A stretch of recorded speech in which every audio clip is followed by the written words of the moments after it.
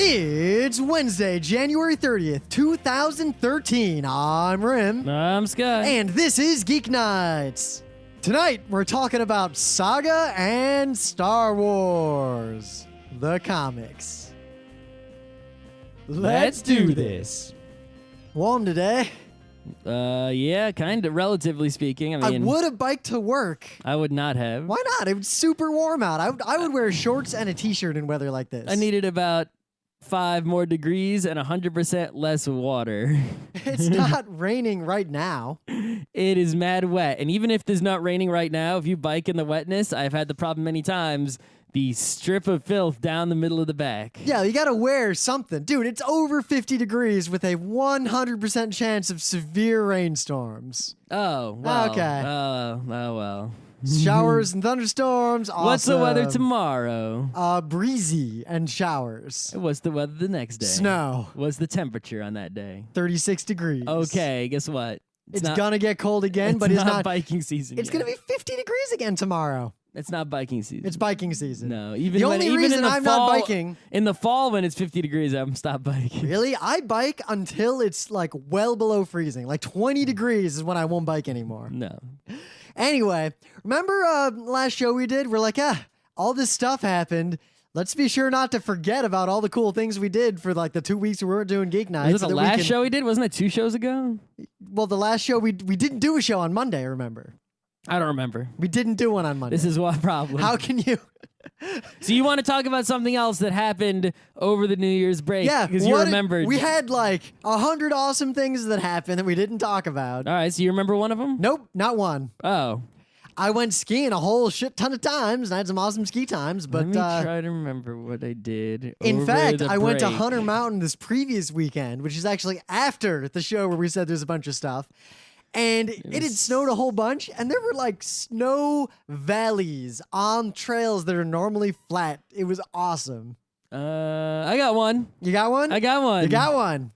When we were getting on the Bolt bus to go to MAGFest. Oh, right. The crazy yelling start there a was fight a guy. crazy, basically, I don't know what happened. I think it was just a situation of narrow bus aisle. Guy was trying to push past a guy, right? Well, there was a prelude to this because apparently outside the bus, the same guy had an altercation with an unrelated person for an unrelated reason. Really? I didn't know that. This guy, as far as I can get my guess, my gut feeling, He's just an angry guy. he's one of those guys who is both angry, has poor impulse control, is prone to feeling like other people disrespect him, and feels like he needs to assert his manliness and get respect from people around him. Or maybe he's just a nut with a problem. Anyway, so apparently this guy, we're just sitting on the bus waiting to take off. People are loading their shit on. We're doing our thing. Seats. Like me and Scott and Chase are just talking about, Right. we have the same conversation every time we get on a suddenly bus. everyone on the bus hears this guy saying like, "Oh, you lucky.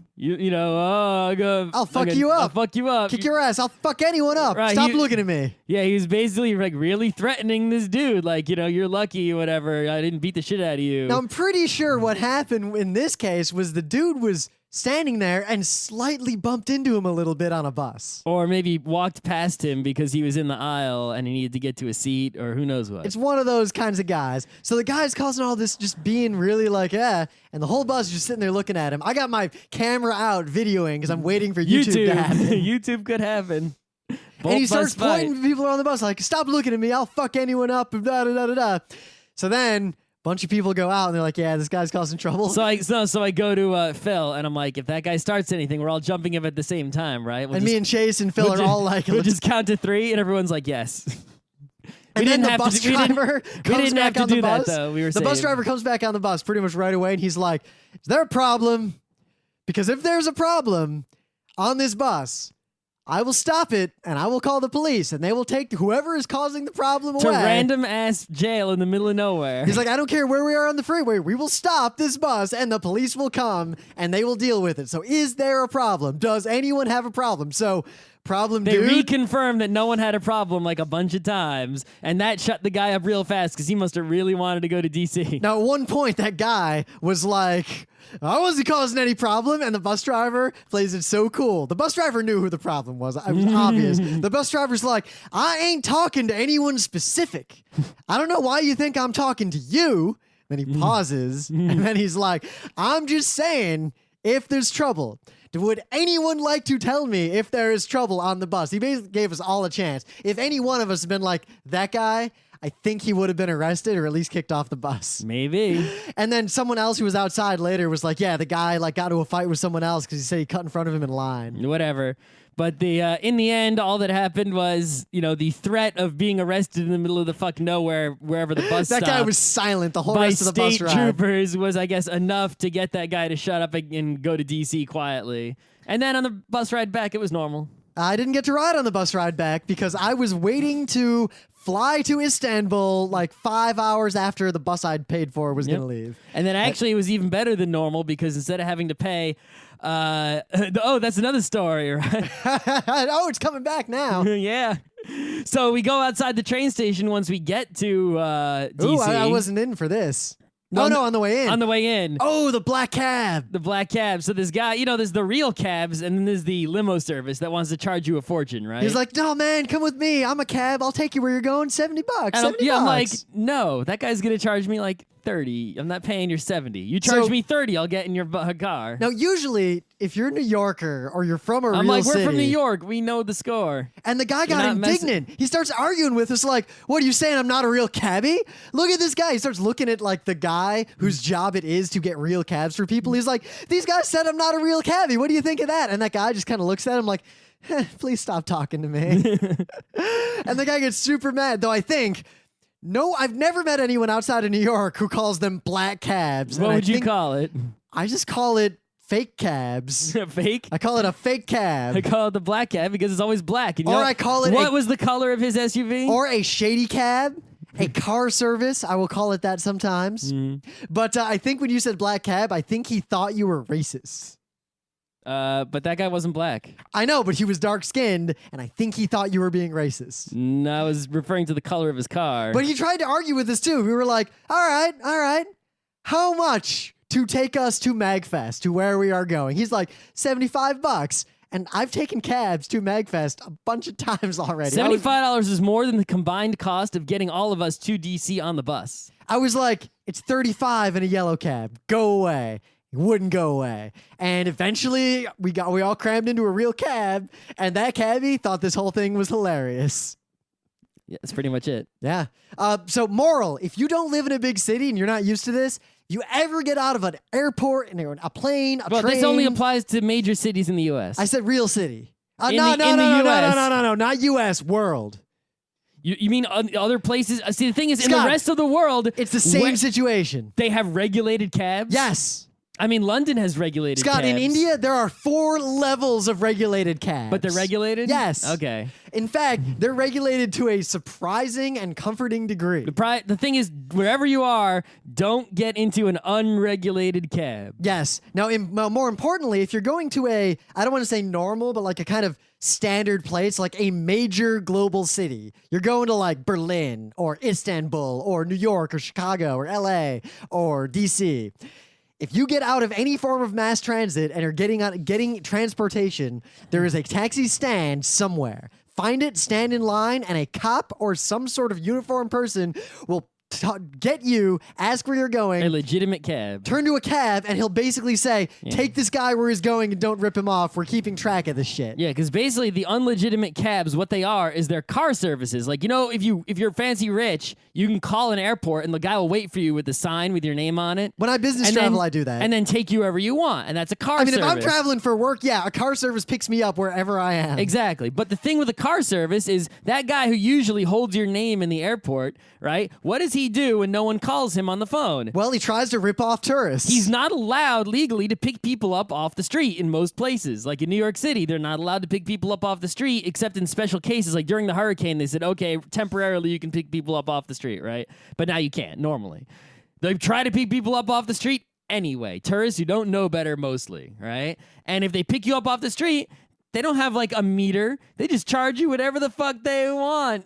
right? And you're a stupid tourist. What do you know? So they'll be like, yeah, it's $75 to go to the airport. You didn't know that any yellow cab is required to take you to JFK for a flat rate from anywhere in the 5 boroughs, even fucking Staten Island. And it's what, like $35-$40? It's not much. Does it even count for Staten Island? They have to take you on the ferry? I don't think so. Or the Verrazano? I guess they take you on the Verrazano. I don't know if Staten Island. You know what? Who cares? Doesn't matter. Who cares? I'll never get in a cab that's not yellow, that has a stamp on it. Well, it depends. I've been in cities where the regulated cabs are blue. Okay. Or black. There's some other color. The regulated in New York, cab. Yellow cabs are real cabs. Any other color is not a cab. It is a scammer. That's right. Unless you called for it on the phone in advance. And even then, unless you're business traveling, you probably don't want to do that because they're going to charge you a lot of money. Mm-hmm. So, in the big anime news, for the last, 3 years, whenever we talk about anime, I'll pretty much always, listen to old Geeknights, you can probably verify this, we'll say something like, man, there's all this new anime, but I really just want more Ghost in the Shell, which has been true ever since the last episode of Standalone Complex 2, Second Gig. Well, you might mean Solid State Society, which I didn't like nearly as much as Second Gig. No, it seemed like a repeat of the original Ghost in the Shell, mostly. Yeah, anyway. Nah, it wasn't a repeat of the original Ghost in the Shell. It was just a kind of pedestrian, it wasn't as good as Standalone Complex. But I want procedural cyberpunk drama with Yoko Kanno music and Makoto Kusanagi more than I want pretty much anything else in anime that's feasible. And yeah, for a long time, in fact, a person I will not name 4 goddamn years ago gave me these rumors about Ghost in the Shell stuff that he claimed were super legit, and because of his connections, I trusted him, and none of that ever panned out, so he must have been lying. But anyway, new Ghost in the Shell is coming. We know almost nothing about it. So here are the things we know. 1, it is called Ghost in the Shell Arise. 2, no Yoko Kanno music, I've been told.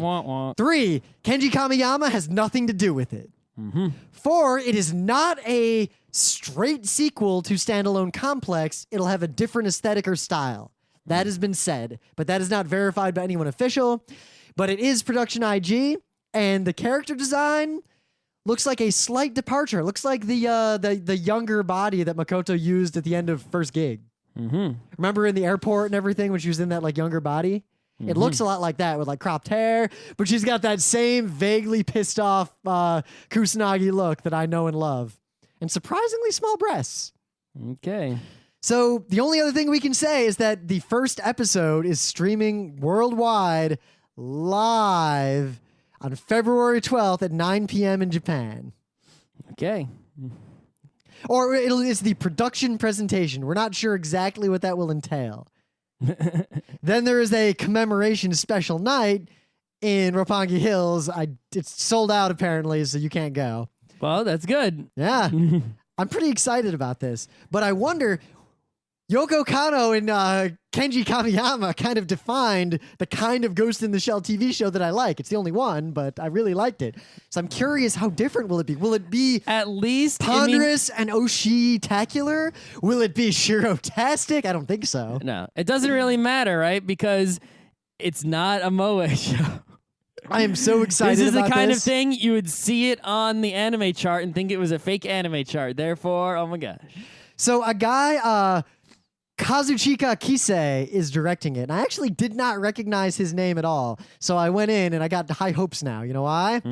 He had a part in a lot of things, and most of them are animation director and key animation. So that is the kind of person who usually does really well when they direct a sort of standby He's property. never directed anything?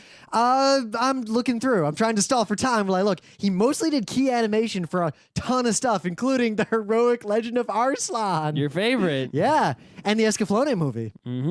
So, I don't know, key animators who then have a bigger role in production seem to always do pretty well. All right.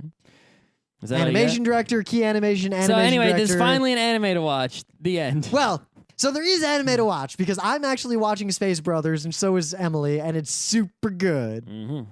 Super, super good. You should all watch it if you're even close to a fan of anime and or space.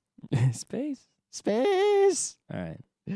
So what do you got? Got news? Got a thing? So news thing? you may know, if you are a listener of this show or, a nerd of the internets, there's a person who is named Casey Green, and that person is the creator of such funny webcomics as Gun Show, also the sub-comic of Gun Show, The Anime Club. Oh shit, the funniest, right? This person is now doing a comic for money at Boom Studios that is based on the Cartoon Network show known as Regular Show. I have watched one episode of Regular Show ever. I do not terribly enjoy the Regular Show, but again, I have not seen much of it. I've seen one episode, and I also did not terribly enjoy it either. Now, I have to give it a decent benefit of the doubt. I got to watch a bunch at some point because I had a similar opinion of Adventure Time when I saw a couple random episodes early on.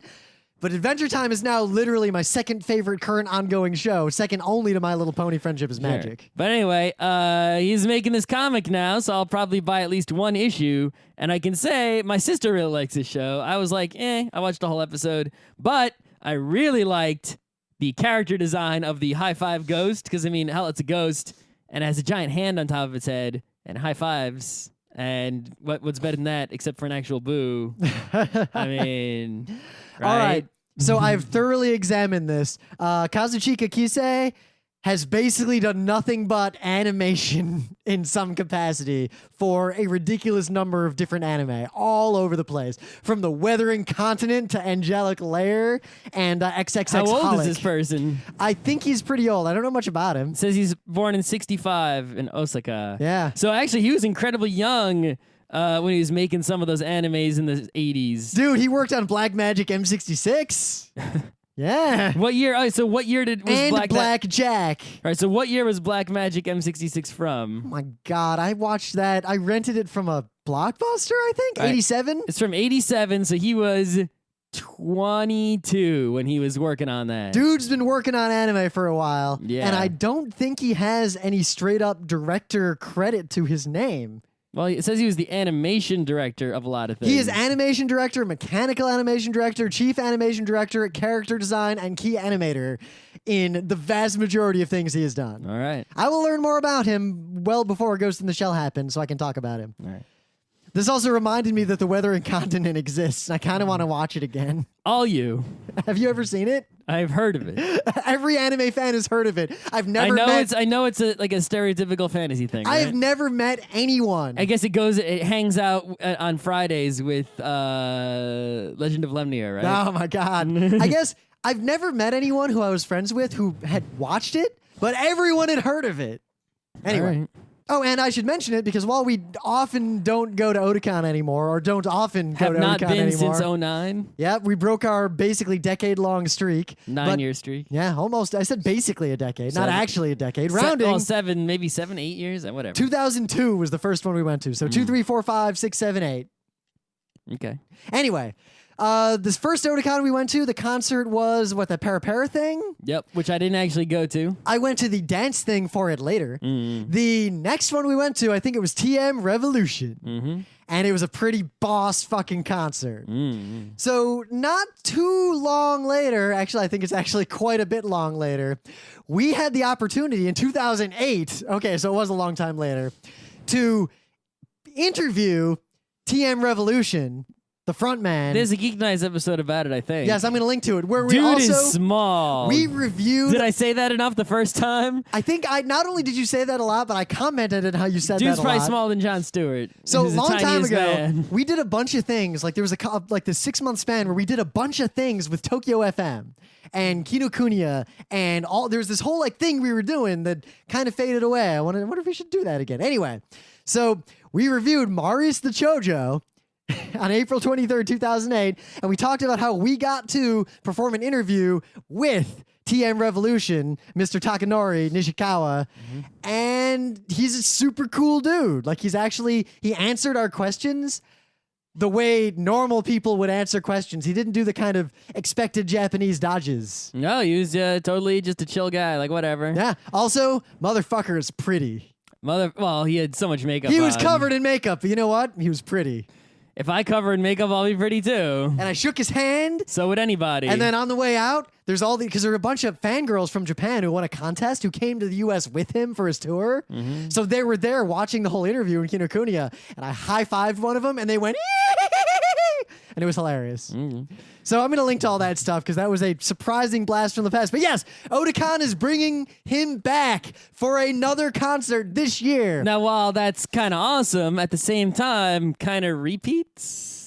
To quote, well, who cares if it's a repeat? How long? Yeah, it's been a while, right? So it's not too bad. So let's see, 2004. Has he done any songs for new anime newer than Gundam Seed? Let's see. TM Revolution has since performed a string of anime hits for Bleach, Hellverse, Sengoku Basara, The Gray Man, Darker Than Black, Kenshin, Soul Eater. Dude, so this guy's actually been in the game, Oh, right? wait, Gundam So Seed think Destiny. about this. TM Revolution, how long has he been a rock star? For a fucking long-ass time. That's how long. He said, and I quote, this is from the Anime News Network article, in some other context, I never imagined when I made my debut that I would be doing this when I was over 40. That is not bad at all.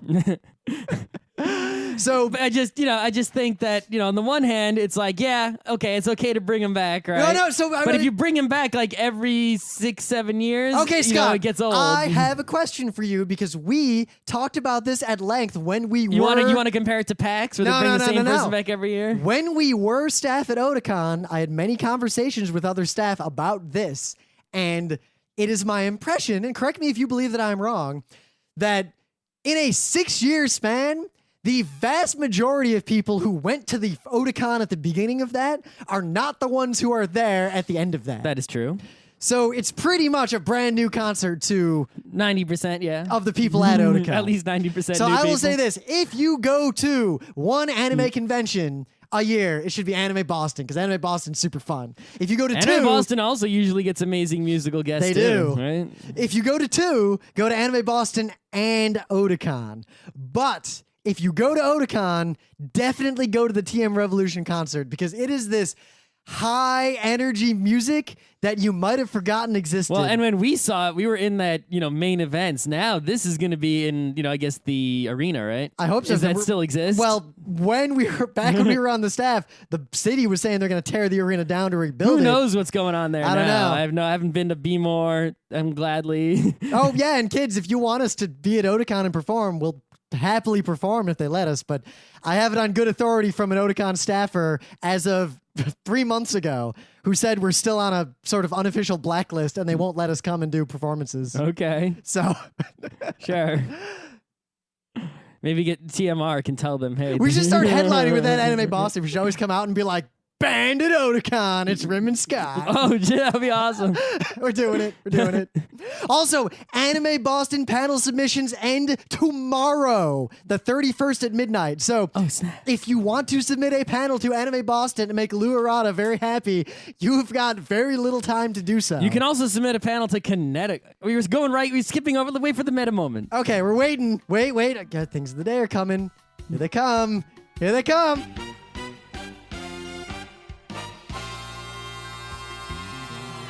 Things of the day. What do you got for me? You saw it already. Some guy or girl, I don't even know, made to get their bachelor's degree in animation from, I guess, the animation something school in Denmark somewhere. Right here. Click on the link. It's in the first tab there. Let me see what it says. Oh, you need me to pull up your research? Yeah. The reward from Animation Workshop. Emily can talk at length about Animation Workshop. So Animation Workshop, I guess, is a college of animation in Denmark. In Viborg. Viborg, what a great name. So this guy, who's the name of the person? It doesn't say. Anyway, this person made this animation to get their bachelor's degree. I guess they had a lot of help. A film directed by Mikkel Maines Eckelger. Okay. I'm really sorry for my And they have a whole bunch of other I credits of people who apologize. helped them. So I guess it must have been a project of multiple students together. Well, Scott, if one person made this on their own, either it took a decade or they are insane. Come on, Daikon Animation, right? Daikon, how long is the Daikon animation? This is a lot less frames. How many people made the Daikon animation? About the same number. Yeah. Anyway, what I'm saying. So anyway, this is, a pretty awesome video of just two guys going on a fantasy adventure. It's pretty fantastic. Totally worth the handful of minutes it takes you to watch it. So definitely watch this short video. I wish that these people would make something that was long and for serious, especially with their monster designs and setting designs, because that would be I really like really sweet. The montage like bit really reminded me of the montage in Brave The Story. whole thing is a montage except for the scene at the beginning, the scene in the city, and the scene at the end. It reminded me of Brave Story because it's Brave Story. It's basically opener, montage, middle part, montage, ending. The end is pretty good too. Like you can see it coming from the beginning, but it's a good. This is a work that has a pretty good moral. Yep.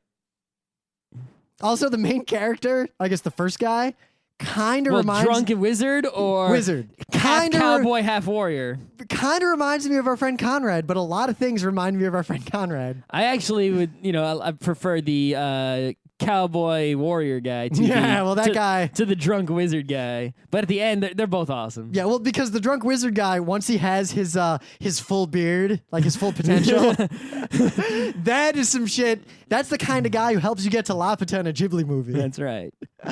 So my thing of the day, I bring this up surprisingly often in casual conversation, and I realize that most people don't actually know what I'm talking about.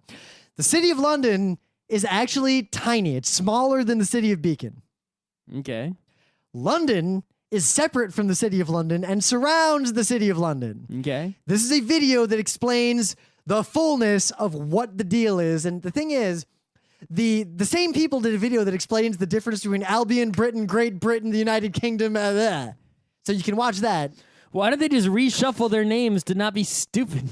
So the history of why London is the way it is and why you can say, oh, the city of London is tiny, it's only like a square mile, is actually pretty goddamn badass. And this video does a very good job of explaining it, and the people who make these videos do a really good job of explaining stuff to a pretty good degree of accuracy, and I recommend watching everything. Or made up a bunch of bullshit and you totally ate it. You fell for it. No, this is legit. Okay. This is straight legit. It's possible. So it's pretty cool. The secret history of London. All right, so meta moment. So meta moment number 1 was send panels to Anime Boston. Yes, you have got not much time. Meta moment number 2, send panels to Kineticon. Yes. Who approves panels for Kineticon? We do. Me. We do. The Me, Stonecutters. Scott, and a third person. Also, we're going to need some even more staff at Kineticon. So if you want to go to Kineticon for $0, at least on the badge price, and you want to get a reference for staff, there is a whole process for people joining the staff normally, but we can fast track you if, one, you are actually a competent and cool person. Yeah, we are going to make you do work. It's not going to be just, hey, we snuck you in for free because you listen to us or you like us. It's you come to Kineticon, you spend quite a few hours a day doing our bidding, and then maybe you can play some board games with the other hours. But more importantly, Kineticon is a pretty awesome con, and it's an everything con. Like, but it is officially no a con matter about what everything. geekery you're into, be it anime or board games or sci-fi TV shows or book reading or fucking cosplay, of course, and anything, it is at Kineticon. I don't care if you're one of those nerds where like all you do is play Magic. Guess what? There's a ton of Magic playing at Kineticon. If you're one of those people, all you do is read manga. Guess what? Tons of manga at Kineticon. Here, I'm gonna read for you some of the panel submissions we got to give you a all sense. You read is Silver Age Spider-Man. There's a little bit of Silver Age Spider-Man at Kineticon. Is. Sewing clip-on cat ears, a workshop. What's the scenario? Writing tips for serial authors. Advanced skills for RPG game masters. Gone to the sled dogs. That is a panel on mushing, like through the Arctic and the Yukon with the sled and dogs. Woof. That is the happiest Homestuck panel. Well, it depends. We will review it fairly and honestly. We will. We do not. We just, we have to... at the one hand, we have to always judge based on the highest quality presenters. If there's multiple Homestuck submitters, right, we can't accept all of them because we have to balance the content, in equal parts, web comics and animes and video games and such. Now, here's the biggest reason, the cream of the crop, why you should submit panels to Kineticon. One, we have a lot of big rooms, but we have a lot of small rooms too. So if you want to get into the running panels at cons game, we can put you in a relatively small room. You'll get a pretty big crowd, and you can kind of get the feel for all this. Yeah, last year we had this one tiny room where we put all these newbie panel people in there. And half of them were awesome. And 2 of them didn't even show up. Yeah. So if you show up, you're already doing really well. More importantly, MAGFest, as we learned recently, does not get MAGFest gets so few panel submissions relative to what they should that is kind of sad. So if you submit a panel that's related to gaming to Kineticon and we accept it and you do a good job, I will totally straight up recommend you to MAGFest and other conventions like it. Mm-hmm. Because I don't know if you guys realize this, the people who run the panels departments at all the cons on the East Coast, we all know each other. Like, we literally share information about all of you. Other meta moments. The book club book is The Great Gatsby by F. Scott Fitzgerald. It'll take you like an hour to read it.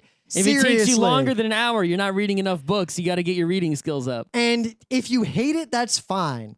If you... It's so famous and whatnot, it's important to have read it, like it or not. If you don't respect it, because I just read it, I'm done with it. We're you gonna are do the show. an ignoramus. Yeah, it is a well-written book.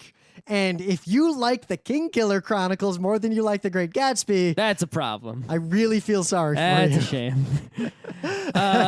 Okay, what? Oh, we got a bunch of videos up from MAGFest. I did an unofficial Twitter poll, last meta moment thing. We have limited resources. So one, if you want more videos to come out, spread the word on our videos to places. Two, someone linked from Reddit to our Beyond Dungeons & Dragons. I can't figure out where on Reddit. So if you know where that link is, let me know. I'm curious.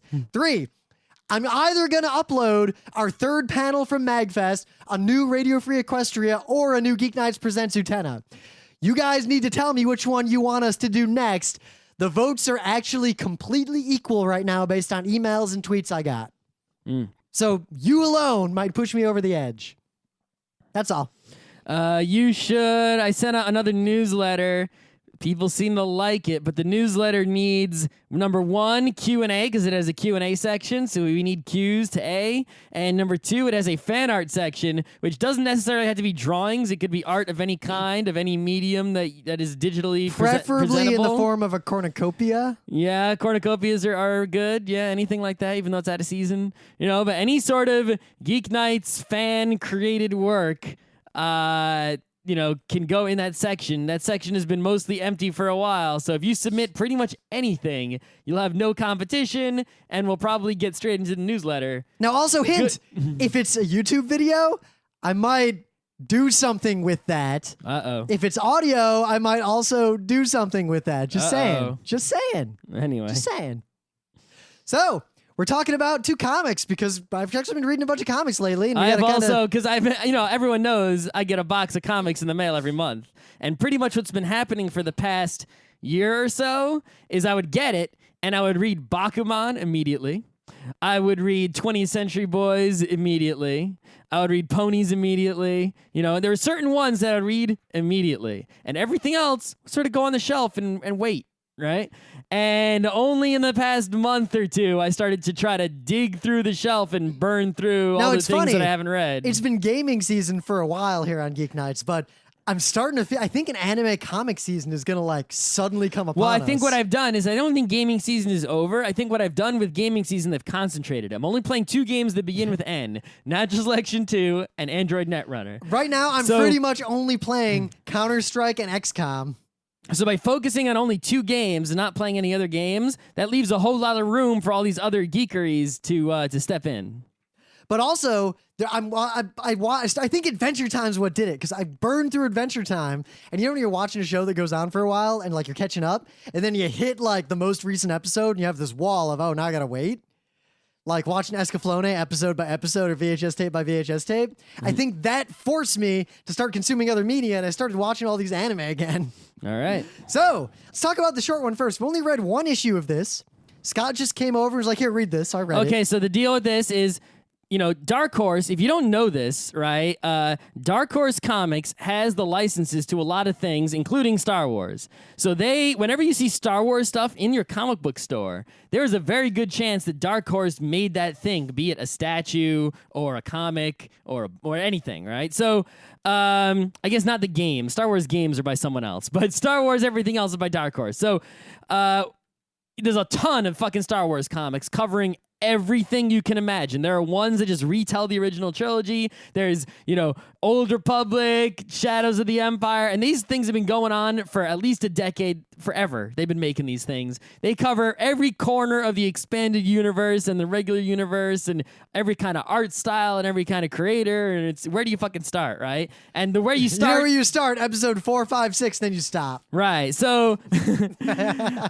some of them are better... Oh, and TIE Fighter the game. Yeah, and the quality variation is so great. How would you even if you knew what you liked, right? It's like, well, I like, X-Wings. So, and there's a whole bunch of Rogue Squadron comics. You mean an Incom T65? Right, so let me read those. Maybe, I like that already. Maybe those are good. And you know what? Some of them are good and some of them are bad. And it's just sort of, you get to do a lot of research to figure it out or waste a lot of money. So, a new Star Wars comic is coming out, so I ignored as usual.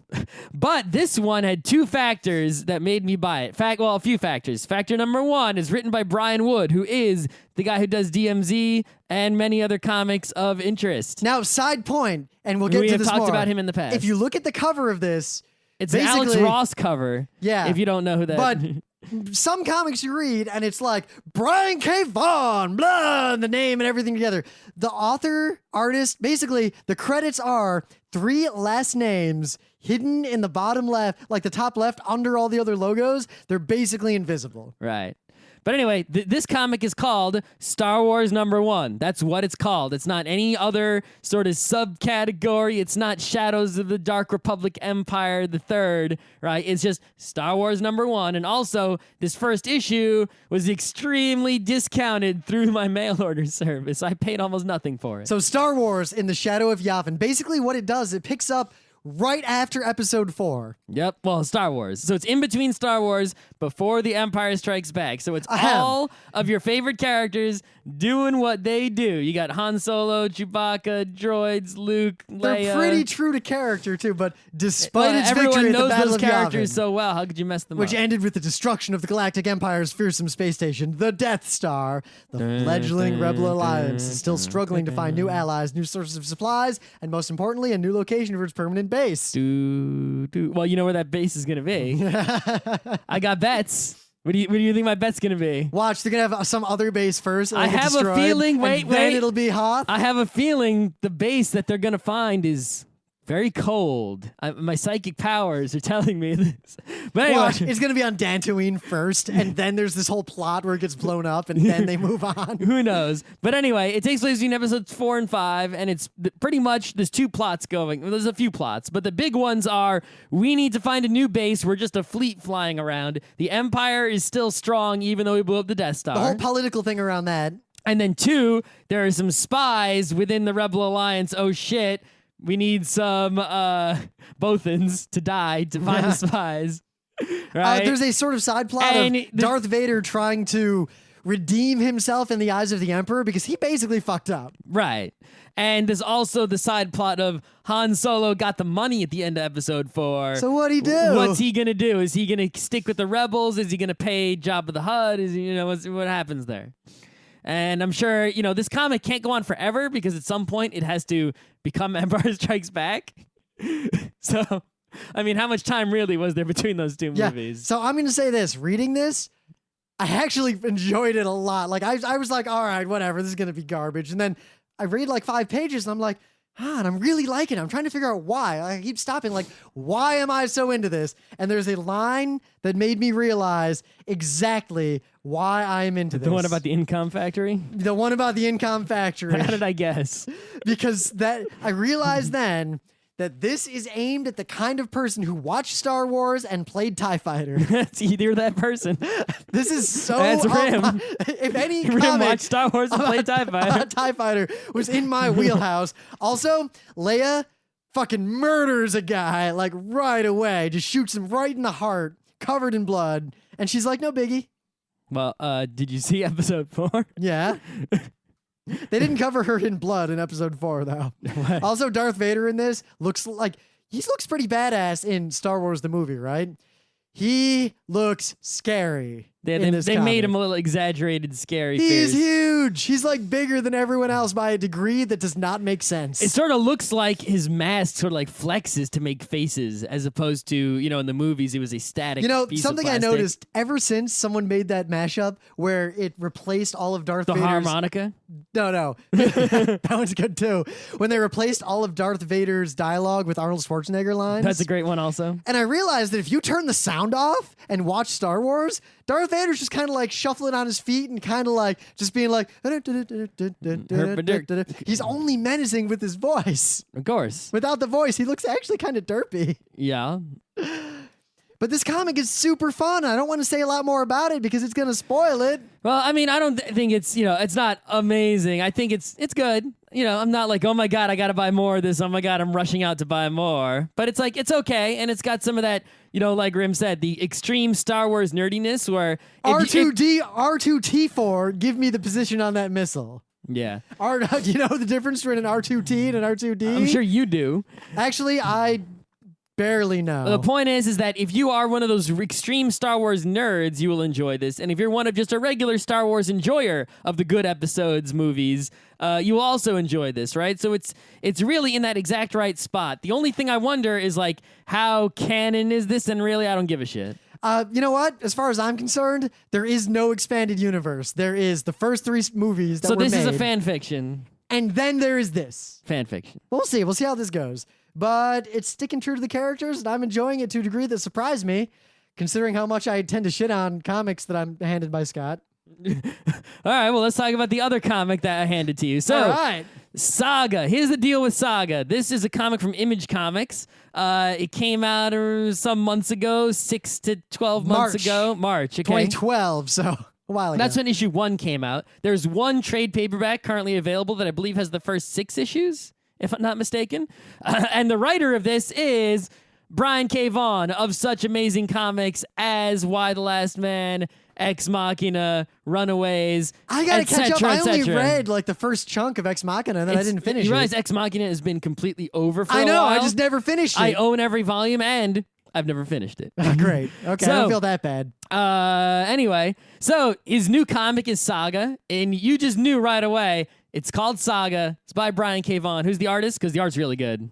The artist is Fiona Staples. Oh, I know that name. It's amazing. I don't think it's a name where if you said Fiona Staples, I would have told you that's the name of a comic artist, but I could not have told you like what she drew at all. North 40, DV8, Gods and Monsters, Thunder, Agents, and Saga. Never heard of any of those except Saga, but I've heard of Fiona Staples for some reason. Anyway, art is amazing. That's all you got to know. So this comic was much hyped. I pre-ordered that first issue just to see. The first issue was good. I was like, oh, that's what I expected. Kind of awesome comic in that first issue. Really interesting premise, right? I'll read the rest. So then first issue, I bought the first trade. I got the first trade and I said, oh, this is hot. People who aren't huge comics people are even reading and talking about this. I'm going to read it and find out what's up. I already read the first trade, so I reread, first issue. So I reread the first issue in the trade and then kept going. Once you get past that issue 1, it was like, whoa, this is way better than the first issue. It just goes off the chain. It reminds me a lot of the Incal. It reminds me a lot of the Fifth Element. Well, the Incal reminded me of the Fifth Element. So I think there's a circle of things that are all similar, but the Incal, I liked it, but it was kind of one further step crazy and one further step comic-y. Yeah, the Incal was a little hard to follow. Maybe some things are lost in translation. It didn't really fill in all the blanks for you. The pace was really rapid. Yeah, but meanwhile, Saga, it's like it's one step closer to a movie. Much more streamlined. Like this could be a movie like that. This could be a TV miniseries easily. The dialogue is like TV dialogue straight up. Yep. So here's the general summary of what's going on in Saga, right? So in this universe, there was a race of people that lived on a moon and a race of people that lived on a planet that the moon orbited, and they didn't like each other, so they were fighting. But the fighting got so severe, they realized, oh shit, if we keep shooting at the moon and fuck it up, we're going to fuck ourselves because our moon will get fucked up. And they realized, well, if we fuck up the planet, we're fucking up ourselves on the moon. So they wanted to keep fighting. So they basically came up with this thing where we're going to keep fighting each other because we still hate each other's guts, just not in our home world and home moon. We're going to take our battle to everywhere else in the universe. They go to someone else's planet, force them to take sides, and then make them fight. And they basically go around fucking up the rest of the world by staging their battles on other people's planets with the people no, it's on those interesting. planets. The war is kind of at this point. This is one of those worlds where there's kind of like two sides, neither of one is good or evil, and they're both sort of doing their job. Like both sides kind of respect each other and have rules about when and how to fight. And as far as I can tell, these two main characters and the peasantry are like the only people who see any problem with this. Right. So, of course, what's the story? The story is Romeo and Juliet. You have one person from one side. Well, if Juliet was a consummate badass who's also really horny all the time. And Romeo was a pussy who happened to have a sword, but that's all he had. Oh, no, she's also really foul-mouthed, and I don't know, their dialogue's really funny. Right, but anyway, one person from the moon and one person from the Earth part sort of sneak away, decide they don't want to fight in this horrible war they were forced to fight in, and fall in love, and they go on an adventure trying to run away from danger. And, at the same time, there are people out to get them. And the saga of them running away and traveling across galaxies, universes, wherever the distance is, I don't know. And that's what Saga's all about. Yeah, I don't want to say any more. Seriously, if you're going to read a comic like this right now, Saga's pretty great. This is pretty much the hot comic on the shelves right now, along with ponies. Is great. And the thing is, it throws you in media res and doesn't explain shit. Yeah, that explanation I just gave you comes like later than the first issue. Doesn't matter, just it's go not with at it. the very beginning. The very beginning is the two characters. It's in that style of it reveals stuff like really quickly and all over the place. Yeah, I didn't spoil it, right? I mean, there's also I think my favorite character is the Will. Which one's that again? The freelancer with the cat. Oh, okay. Well, okay. So my favorite character. That's the thing. This thing is all about, and that's why I compared it to Fifth Element. The thing is all about awesome characters. The main characters are awesome, but there's all these side characters. I actually really like Prince Robot too. Well, okay, yeah. Prince Robot, the bad guy, totally reminds me. He's not a bad guy. No, but I mean, he's quote, the bad, right? He's the adversarial. Well, they make a point in this comic at one point. Like they call the war good versus good. Yeah. Anyway, his design of the TV head kind of person really reminds me of the guy in the one whatever Galaxy Express 39 in Count Mecha? Rice Boy. Oh, he reminds me of Count Mecha. Anyway, yeah, he's that kind of guy. And then you got this basically the guy the Will is basically Bruce Willis. Yeah, from Fifth Element, right? You've got there's one page where he makes this face. He's basically Corbin Dallas, where one eye is twitching. It's so great. He has a pet cat that's the lying cat, which is also incredibly awesome. Where the cat makes the best faces if too. anyone is near it talking and you lie, it'll say lying, and it's always right. So it's just a cat that can tell with 100% accuracy when someone is lying. The cat also has a personality, and while he or she doesn't talk, all it says is the word lying, and it makes funny looks. Gives the Will some looks, and his name is the Will. Yeah. So there's another bounty hunter along with the Will. Scott really likes the That stock. was an amazing character. The stock was amazing because they foreshadow the stock. Where the Will is like, oh, the stock's on it. I'm not even gonna bother. I'm just gonna go get. I'm drunk. gonna go to the sex planet. I'm gonna go to the sex planet because the stock is taking care of it. Oh my god! Though that when he's walking through the sex planet and you just see like the background. It's like all you know is there's another bounty hunter called the stock, and the stock is so badass that the Will is just like, well, if the stock is on the job, I don't have nothing to do. Fuck this shit. And then later you see the stock. And the stock is amazing. Then what other? You've got Ghost Girl with no legs and she's great. Guts spilling out. Amazing character who seems to, right. It's just every single character that shows up is amazing. It's not even one of those situations like you're reading Urasawa, like 20th Century Boys, right? And they'll introduce a character and immediately you don't care about them, but then within 3 pages you care.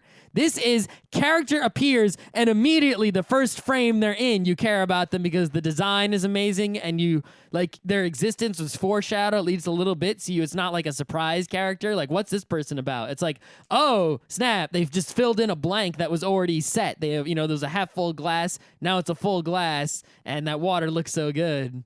So every character is awesome.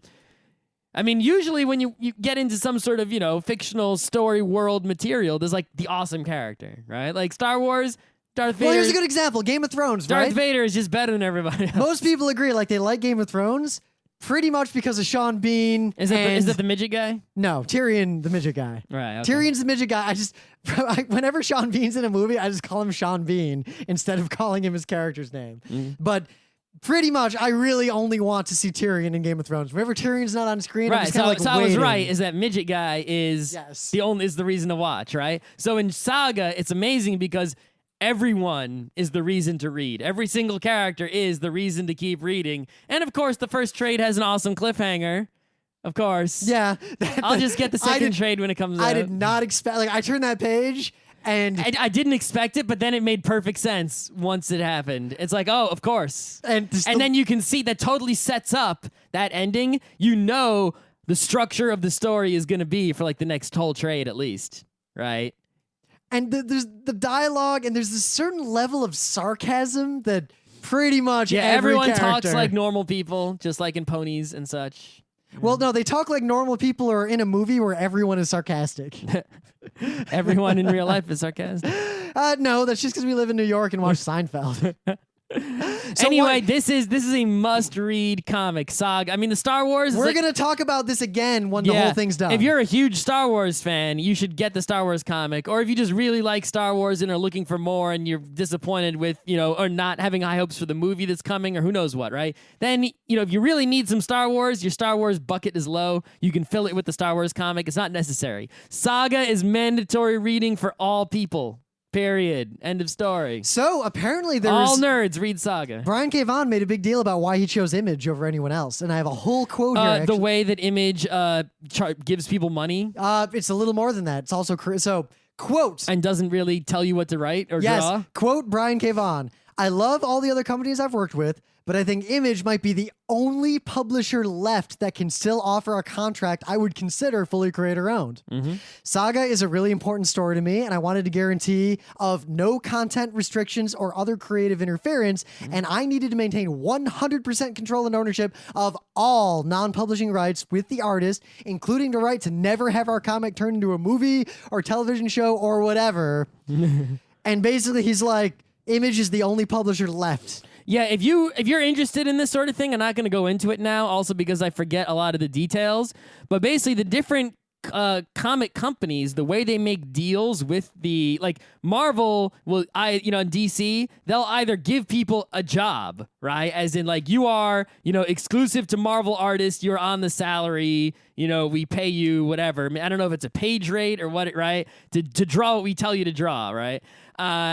And there are some people with like freelancers who'll be like, hey, we'll pay you to draw the cover for this month or something like that, right? But the independent comic companies, right? And the big ones like, Image and IDW, right? They basically the way they make deals with the creators is completely different. And the way the Image does it is different from the way everyone else does it. Oh, here's something great. Total aside. In case the comic had not been successful, he had a plan where at the end of issue 5, they would have just died. And that was the end of it. Oh, nice. The rocket ship would have just exploded. They would have died. That would have been the end. Like, wait for telling him about the rocket ship. The rocket ship is foreshadowed in the beginning. The rocket ship is made of a tree. It's so awesome. Some Hyperion going on in there. Oh, shit. I didn't even think of that. But sad news, too. Vaughan basically said, I never want this to be on TV or in a movie theater ever, ever, ever. It won't ever happen. That's kind of actually good in a way, in that maybe people who really want to read it will have to read the comic. True, but at the same time, it would make a great movie. But on the other hand, the production cost would be so high. It would have to. It would be. It would cost a lot of money to make this. I know it would, to make it right. Yeah, all the costumes and special effects, and it would have to be off the chain. But I would put a lot of money onto that chain to have that chain come off. Oh. I'm fine with reading the comic is awesome. Oh, yeah, the comic's great. What do I need it to be? It's like, oh, Bakuman turned into an anime. That's the same thing. I like how the Will mostly doesn't say much, just walks around smoking that joint. Yeah. That's the thing. If someone... Also, the Will, Bruce Willis, I think that's intentional. You think it's intentional? Oh, my God. That's true. That's true. When they introduce him as the Will, and then they show him sit, that one page where he's sitting, and he just got the call... we've been talking about the Will more than any other character. The Will is not the main character. He's a side character. Because he is the best character except the cat and I can't even say the other characters. They're all awesome. Everyone's awesome. Even the that stock is even so the awesome. secret agent guy in the beginning who goes to the robot prince and is like, "Here's your mission." Oh, the pussy. Anyway. Okay, it's a good comic. You should read it. Yeah.